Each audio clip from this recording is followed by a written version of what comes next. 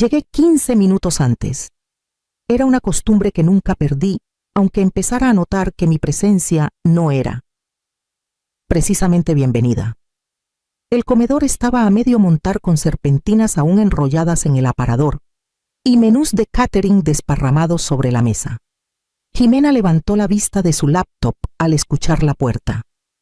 «Oh», dijo, sin entusiasmo, «ya llegaste». Sonreí de todos modos. Pensé en ayudar con los últimos detalles. Traje el vino que le gusta a Emilio, un Pinot Noir de Valle de Guadalupe. No lo tomó.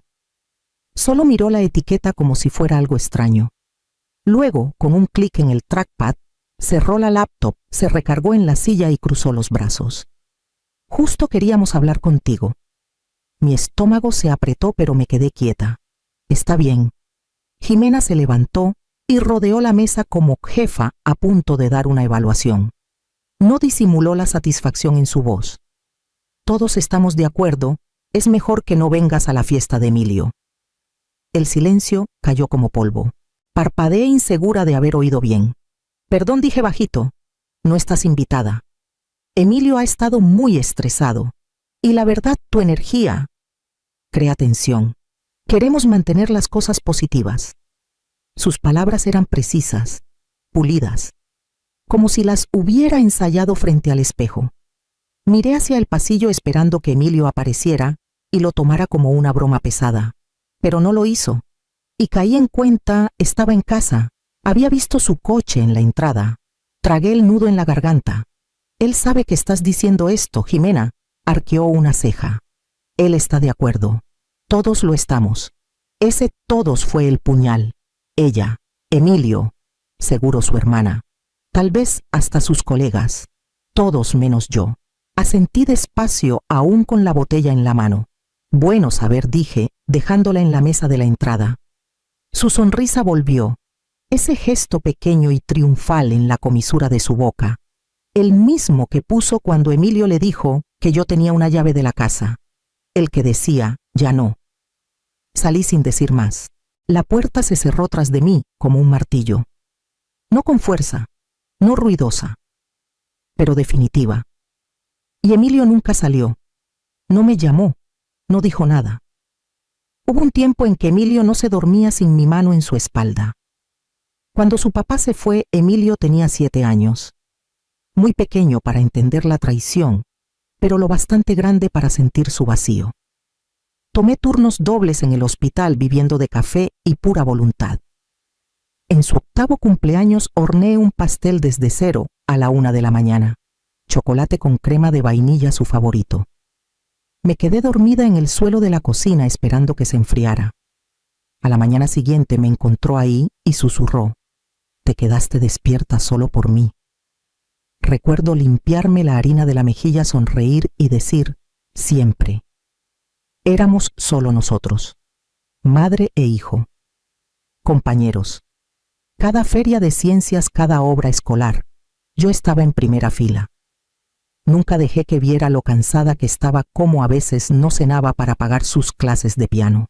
Cada mueble de nuestro departamento tenía una historia, casi todas empezaban en un tianguis y terminaban conmigo lijando astillas. Cuando Emilio entró a la UNAM con una beca parcial, lloré todo el camino de regreso tras dejarlo, no de tristeza, porque lo habíamos logrado.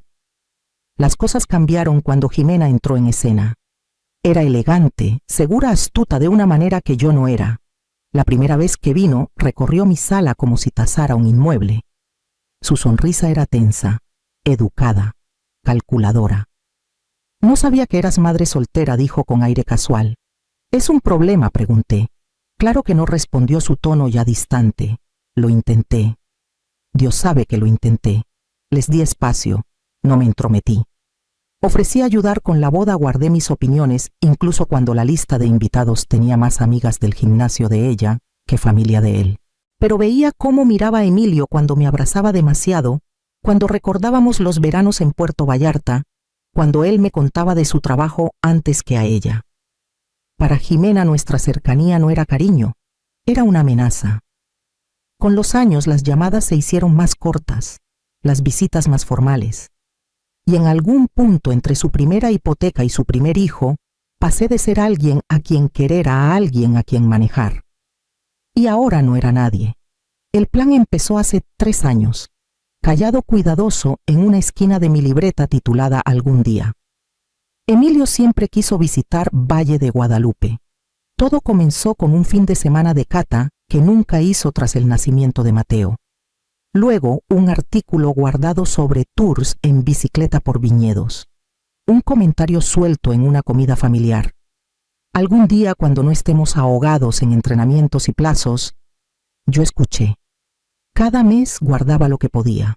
Reembolsos de impuestos, horas extra, lo poco que ahorraba comprando genéricos en el súper. Abrí una cuenta de ahorros aparte en otro banco para que nadie notara el saldo creciendo. No se lo dije a nadie, no por secreto, sino porque quería que fuera perfecto. Para el cumpleaños 40 de Emilio, tenía $950,000. Suficiente para un viaje familiar de una semana. Emilio, Jimena, Mateo y yo. Una hacienda boutique tours por viñedos, clases de cocina. Hasta encontré un lugar con actividades para niños y paquetes de spa para parejas. Lo planeé para que nadie gastara un peso. Jimena siempre fue la encargada de la logística familiar, así que empecé por ella. Le mandé el itinerario, las opciones de hospedaje, las fechas tentativas. Quiero sorprender a Emilio, escribí. Creo que le encantaría. Respondió con una línea. Gracias, lo revisaré. Pasaron semanas. Insistí. Nada.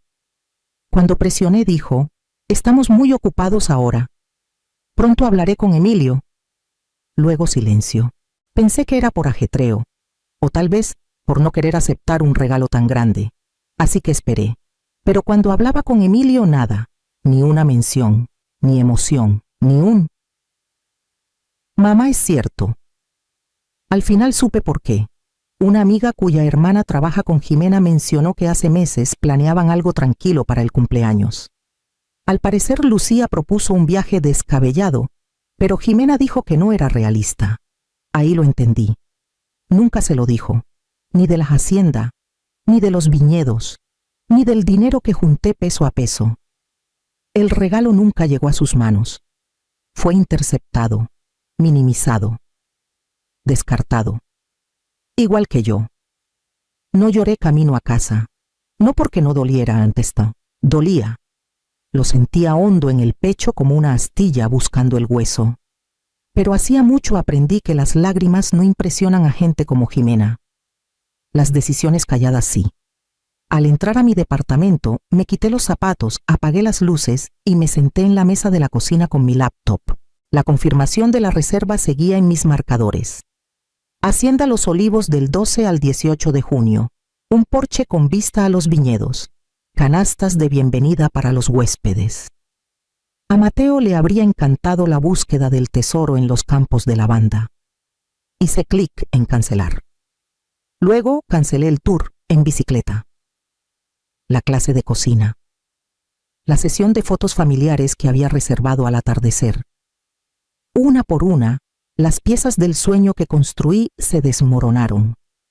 Nadie me rogó que lo reconsiderara. Nadie sabía qué se estaba borrando. La transferencia bancaria fue el último paso. $950,000 pasaron del fondo para el viaje a mis ahorros personales. Miré el número un buen rato. Más dinero del que jamás había juntado. Ni un peso había sido para mí. Hasta ahora. El clic final se sintió ligero. No triunfal, no vengativo, solo terminado. Luego bloqueé a Jimena. No por rencor, por necesidad.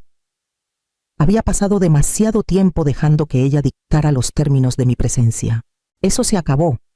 No fue hasta casi medianoche que mi celular se iluminó con un nombre inesperado. Mateo. Un mensaje. Una línea. Abue. ¿Por qué no vienes? Papá dice que no quieres. Me quedé muy quieta. Mi pulgar rozó el botón de responder, pero se detuvo. Porque la verdad no era sencilla. Porque no sabía qué versión le habían contado a Emilio. Porque no estaba lista para explicarle a un niño de 10 años que los adultos a veces mienten. A propósito, y con una sonrisa. Que a veces el amor no basta para seguir invitada. Pero una cosa, sabía Mateo, no merecía mi silencio. No de mí. Así que escribí. Siempre quiero pequeño, solo que no me invitaron. Puse el celular boca abajo y dejé que el silencio hablara por sí solo. No dormí esa noche. El mensaje de Mateo pesaba en mi pecho como una losa que no podía mover. Mis dedos temblaban sobre el contacto de Emilio. No lo había llamado directamente en meses. No porque no pudiera, porque me habían entrenado a no hacerlo. Jimena siempre era la que agendaba las charlas, la que filtraba el estrés. Pero no esa noche. Toqué llamar. 3 timbres. Mamá. Su voz era casual, distraída, como si acabara de salir de una junta. Emilio. ¿Tienes un minuto, Sí. Todo bien, dudé. Luego fui al grano. ¿Sabías que había planeado un viaje para tu cumpleaños? Silencio. ¿Qué un viaje? A Valle de Guadalupe. Le mandé todo a Jimena hace meses. Hospedaje, tours, actividades para Mateo. Pagué todo, más silencio. Luego, no sabía nada de eso. Aferré el borde de la mesa. Ella no te dijo, sonaba atónito. No. Me dijo que no querías venir a la fiesta, que estaba siendo difícil otra vez. Difícil. Exhalé despacio. Emilio, estuve ahorrando para esto años. Ese dinero, ese viaje, no era solo unas vacaciones, era un regalo. Hubo una pausa larga. Lo escuché caminar, cerrar una puerta. Su voz bajó. Mamá, ¿qué viaje? Ahí lo supe. No solo había mirado para otro lado, realmente lo habían mantenido en la oscuridad. Lo cancelé todo anoche, dije, suavemente. Pensé que lo sabías. Pensé que habías elegido no decir nada. No lo sabía, susurró. Su voz se quebró, áspera y pequeña. No lo sabía, mamá. Una parte de mí quería gritar. Otra, una que no esperaba, solo se sentía cansada. La bloqueé, admití. No podía seguir así. No la defendió. No intentó explicar. Solo dijo, déjame devolverte la llamada. Por favor. Y cuando colgué por fin dejé que las lágrimas cayeran. No por el dinero, no por la fiesta, sino por los años entre nosotros que nos habían robado sin que ninguno lo notara. Emilio mandó un mensaje a la mañana siguiente. 5 palabras. ¿Podemos hablar? Solo nosotros. Nos encontramos en la biblioteca pública del centro, en una de esas salas de estudio con paredes de vidrio y luces demasiado brillantes. Mateo vino también. Emilio dijo que insistió.